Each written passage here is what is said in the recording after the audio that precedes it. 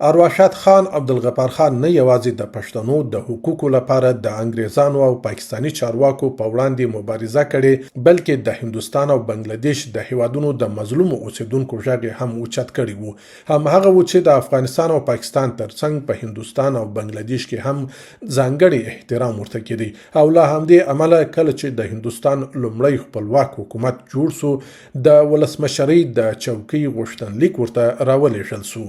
د یادول وړ ده چې خان عبدالغفار خان فخر افغان په 1940 میلادي کال کې د سولې په برخه کې د نوبل نړیوالې جایزې ته ونومول سو، خو د وخت د سیاست له کبله مخه ونیول سول. باچا خان ته د هندوستان د حکومت لخوا د بهارت رتنا چې د هندوستان تر ټولو لوی ملي جایزه ده ورکول سول، او د افغانستان د ولسمشر شهید سردار محمد داود خان لخوا